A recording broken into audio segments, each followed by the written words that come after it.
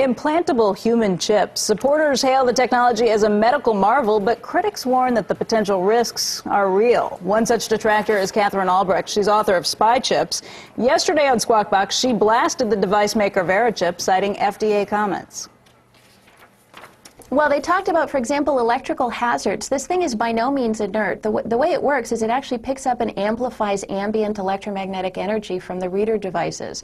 And if you have one of these things in your arm and you get within range of a powerful electromagnetic field, it can actually burn you. Joining us now to make his case is Scott Silverman. He's chairman and CEO of Applied Digital Solutions. That's the parent company of Verichip. And Mr. Silverman, thanks for being here. We appreciate it. We're looking at this little chip right here. You brought some in with us, tiny little things. But what we heard yesterday was kind of scary. How do you react to that? Well, Becky, thanks for having us back on the air. We appreciate that very much. And obviously the comments that were made yesterday is the reason that I'm sitting here today. As you know, Verichip has been approved by the FDA as a Class II medical device in order to identify high-risk patients in an emergency situation. It's elective, it's voluntary, and it is certainly critical to the evolution of information technology in healthcare, which we all know is archaic, the way healthcare is done today in emergency rooms and physicians' offices. So we look to be a small part of that. And we wanted to correct inaccurate statements that were made yesterday, and more importantly, talk about the Verichip technology. What's inaccurate? And what was well, there were two things that were discussed yesterday on the air. The first was passing through a smart pass on the highway and having a Verichip in your arm and being able to be read by the technology. This is not a location device. This is a passive device that cannot be read in that atmosphere, in the smart pass atmosphere. The second thing is MRI compatibility. When any new medical device is approved by the FDA, obviously they're going to list certain risk factors. That was one of the risk factors they listed, and as a result of that, we commissioned the University of Minnesota to do a study, which has been submitted to the FDA, that declares Verichip to be MRI compatible.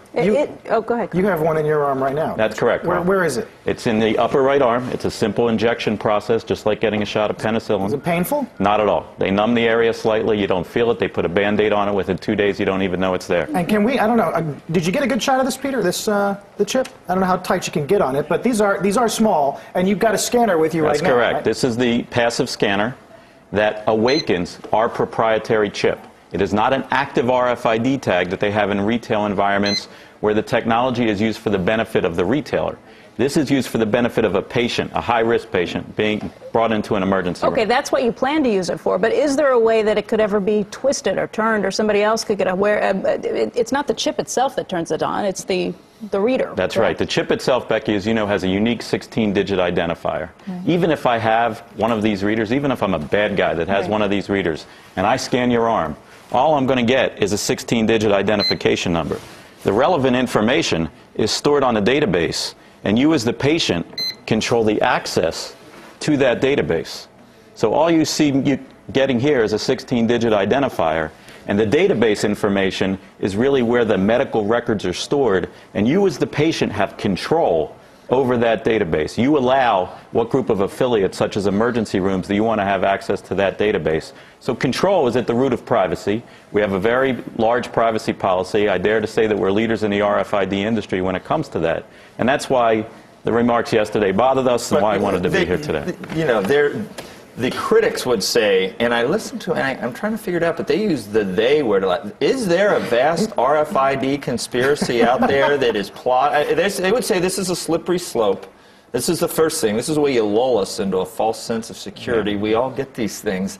And then the next thing, you know, I don't know. They're it's making like Soylent Green. It's like the Trilateral Commission, or the whole world gets taken over, like in Terminator 3 or something. Is anything? I mean, do we need to worry? There's no conspiracy, Joe. You sure? I'm sure. I'm looking at you. I saw your eyebrow. It twitches when you say that a little bit. And I'm looking back at you. Come off? Let me say this. Let me say this. As far as the RFID industry is concerned, I and a couple other CEOs in the industry a couple years ago started a pretty large cry for working with the privacy rights groups and making sure that all these things are addressed. And I think we've done a pretty good job over the last 2 years of doing that. However, we need to distinguish our technology from the active RFID technology that Ms. Albrecht and others are worried about with this being able to track people. Well, this is a passive device that does not track Tommy people. Thompson wants a system in every hospital now before he gets one in his arm. So if you were counting on him, I don't know if that's going to happen like this year. Well, actually, obviously, Secretary Thompson, it's an honor to have him on our board of directors.